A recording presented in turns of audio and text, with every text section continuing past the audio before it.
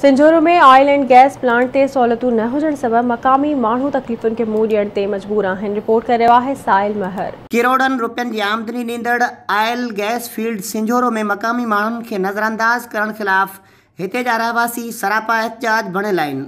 इलाइक़े वासियुनि खे सिहत, तइलीम, रोड रस्तनि, गैस, बिजली ऐं पीअण जे साफ़ पाणी जी का बि सहूलियत नाहे ॾिनी वई।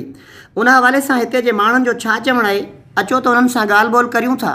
OGDCL सिंझोरो प्लांट जे तरफ़ां आसपास जे इलाइक़े बिलख़ुसूस गेट एरिया में जेके ॻोठ अचनि था उन्हनि खे बि का सहूलियत न आहे।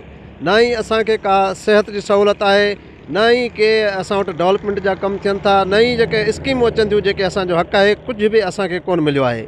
जेकॾहिं मिलियो आहे त सिर्फ़ु ऐं सिर्फ़ु बाहि, दूंहों ऐं तमामु घणी जंहिंसां गदलाण पैदा थी रही आहे। असां में चमड़ी जूं बीमारियूं थियनि पियूं, साह जूं बीमारियूं थियनि पियूं। असां ज़िंदगी पंहिंजी तमामु घणी तंग दस्ती में गुज़ारियूं था। जी OGDCL सिंझोरो प्लांट जे हवाले सां हिते को बि मकाई माण्हुनि खे का बि सहूलियत न सिहत जी सहूलियत आहे। हीअ अस्पताल आहे साम्हूं, जेका अॻे दवाऊं मिलंदियूं ग़रीबनि खे हिते माण्हू अची वठंदा, उन्हनि खे बि का कोन्हे, उहा बंदि करे छॾींदा। संदा अंदरि जेके मुलाज़िम आहिनि उन्हनि खे ॾिनी वञे पई, बाक़ी ॿाहिरि कंहिं बि लोकल माण्हू खे कोन पई ॾिनी वञे।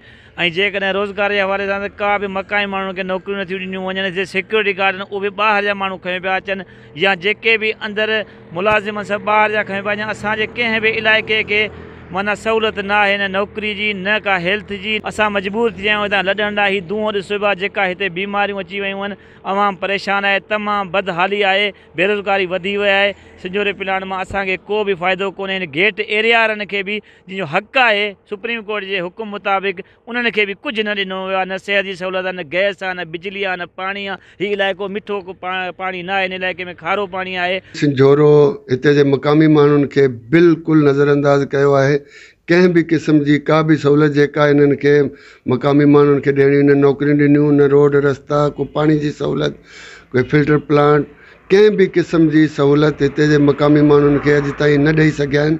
हा साईं, साम्हूं इहो मुंहिंजो ॻोठ जे पोयां असांजो ॻोठ आहे। इन ॻोठ में मुंहिंजो समुझो इहो घरु आहे। इन हाणे हीअ असांजो कंपनी जे 200 फुट ते इहो असांजो घरु आहे।